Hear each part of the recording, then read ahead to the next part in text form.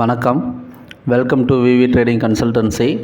26/4/2024 Friday இந்த டேட்டில் வந்து பார்த்தோம் அப்படின்னா நமக்கு கிடச்சிருக்க ப்ராஃபிட் வந்து 20,500. ஸோ அதாவது நமக்கு ஃப்யூச்சரில் நாம் சொல்லியிருந்த ப்ரைஸில் என்ட்ரி எடுத்திருந்தோன்னா அந்த ரேஞ்ச் வர்றதுக்கான சான்சஸ் இருக்குது அப்படிங்கிறத நம்ம அதில் சொல்லியிருந்தோம்.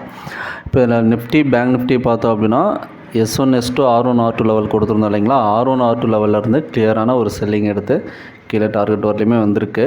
அதே மாதிரி ஃபின் நிஃப்டியில் என்ட்ரி கிடையாது, நெஸ்ட்லே இண்டஸ்ட்ரி என்ட்ரி கிடையாது. அதில் வந்து கிளியரான பிரேக் அவுட் எதுவும் நடக்கலை. OFSS வந்து பார்த்தோன்னா கிளியரான பையிங் நாம் சொன்ன லெவலில் இருந்து நல்லா மூவ் ஆயிடுச்சு. ஸோ அதுலேயும் வந்து பார்த்திங்கன்னா ஒரு 15,000 ப்ராஃபிட்டு, ஓவராலாக 20,500 ப்ராஃபிட் ஆகிருக்கு. அதில் அடுத்து பார்த்தோன்னா மண்டே ட்ரேடிங்கான ஸ்கிரிப்ட் அப்படி பார்த்தோன்னா Nifty bank Nifty fin Nifty Kotak bank zeal இந்த 5 ஸ்கிரிப்ட்டுக்கும் லெவல்ஸ் பார்க்கலாம். இதில் நிஃப்டி பார்த்தோன்னா R1 R2 லெவல் வந்து 22,629, 22,682.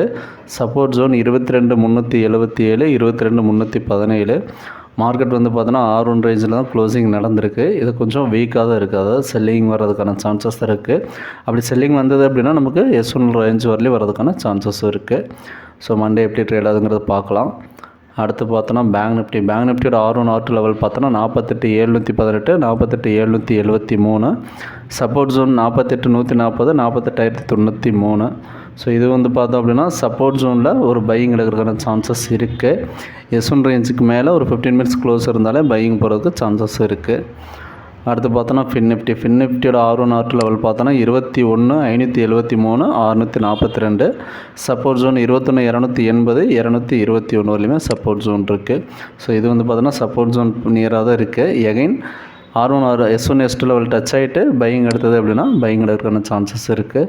அடுத்து பார்த்தோன்னா ஜீல் வந்து பை எபோ 145க்கு மேலே ஆல்ரெடி பை எடுத்துருச்சு. டார்கெட் வந்து 163 வரையும் இருக்குது. இது வந்து ஈக்விட்டி ஸ்டாக்ஸில் ஹோல்டிங் பர்பஸ்க்காக நம்ம கொஞ்சம் பெரிய டார்கெட் கொடுத்துருக்கோம். இன்ட்ராடே ரேஞ்சில் மேலே வரணும் அப்படின்னா ஒரு 150, 52 அந்த ரேஞ்ச் வரலையும் வரதுக்கு சான்சஸ் இருக்குது. பொசிஷனில் வந்து 163 வரலையும் வரதுக்கான சான்சஸ் இருக்குது. டே சார்ட்டில் பார்த்தோம் அப்படின்னா லாஸ்ட் 2 டேஸாக வந்து நல்ல ஒரு பையிங் எடுத்திருக்கு. மார்க்கெட் வந்து பார்த்தோன்னா ஒரு சப்போர்ட் ஜோனில் இருந்துட்டு ஒரு செல்லிங் கேண்டில் ஃபார்மேஷனாக இருக்குது. அடுத்த லாஸ்ட் 2 டேஸாகவும் பையிங் நடந்திருக்கு. எகைன் வந்து நமக்கு 145க்கு மேலே க்ளோசிங் இருந்தது அப்படின்னாலே நல்ல மூவிங்க்கான சான்சஸ் தான் இருக்குது. ஸோ அது எங்கே போகும் அப்படின்னு பார்த்தோன்னா ப்ரீவியஸாக உள்ள ஒரு ரெசன்ஸ் ஜோன் தான். அந்த ஜோன் வந்து பார்த்தோன்னா 163 இந்த ரேஞ்ச் வரையும் போகிறதுக்கான சான்சஸ் இருக்குது. இது வந்து பொசிஷனல் டார்கெட். இன்ட்ராடேயில் நம்ம என்ட்ரி எடுத்தோம் அப்படின்னா பை எடுத்துகிட்டு நமக்கு ஒரு 2 ரூபா 3 ரூபா கேப் கிடச்சதுன்னா க்ளோஸ் பண்ணிக்கலாம். இன்ட்ராடே பண்ணுறதுக்கும் அந்த டார்கெட் போகிற வரலையும் நம்ம இன்ட்ராடே பண்ணிக்கலாம். அடுத்து பார்த்தோன்னா கொடாக் பேங்க் பை இப்போ 1625க்கு மேலே பை பண்ணோம் அப்படின்னா 1660 வரலையும் போகிறதுக்கான சான்சஸ் இருக்குது. ஆக்சுவலாக வந்து பார்த்தோம் அப்படின்னா தேர்ஸ்டேயில் வந்து நல்லா கேப் டவுன் ஆகிட்டு ஃப்ரைடேலேயுமே வந்து பார்த்திங்கன்னா வீக்காக தான் கேண்டில் க்ளோஸ் ஆகிருக்கு. ப்ரீவியஸாக இருக்க சப்போர்ட் ஜோன் எல்லாமே ப்ளோ லெவலில், அதாவது இந்த சப்போர்ட் ஜோனுக்கு கீழே தான் க்ளோஸ் ஆகிருக்கு. ஸோ வந்து மேலே பையிங் எங்கேயுமே பையிங் எடுக்கலை.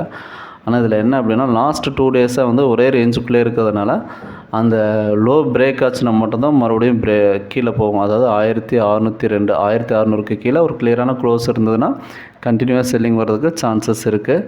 அப்படி இல்லை அந்த லோ பிரேக் ஆகலை அப்படின்னா நமக்கு நம்ம மார்க் பண்ணியிருக்க லெவல் 1625. ஸோ அந்த ரேஞ்சுக்கு மேலே கன்சாலிடேட் ஆச்சு அப்படின்னா மேலே டார்கெட் வந்து இன்ட்ராடே டார்கெட் வந்து 1660. இது பொசிஷனில் வந்து நம்ம பை எடுத்துக்கக்கூடாது. இன்ட்ராடே லெவல் தான் அந்த டார்கெட் சொல்லியிருக்கோம். ஸ்கிரிப்ட் வந்து பார்த்திங்கன்னா வீக்காக தான் இருக்குது, செல்லிங் ஜோனில் தான் இருக்குது. இன்கேஸ் சப்போர்ட் எடுத்ததுன்னா அந்த ரேஞ்ச் வரலே வரலாம் அப்படிங்கிறத அதில் சொல்லியிருக்கோம். ஸோ இப்போ பார்த்தோம் அப்படின்னா அந்த 5 ஸ்கிரிப்ட்டுக்கு லெவல்ஸை சொல்லியிருக்கோம். ஸ்டாப் லாஸ் டார்கெட் வேணும் அப்படின்னா லைவ் மார்க்கெட்டில் பிங் பண்ணுங்கள், இல்லைனா கால் பண்ணுங்கள்.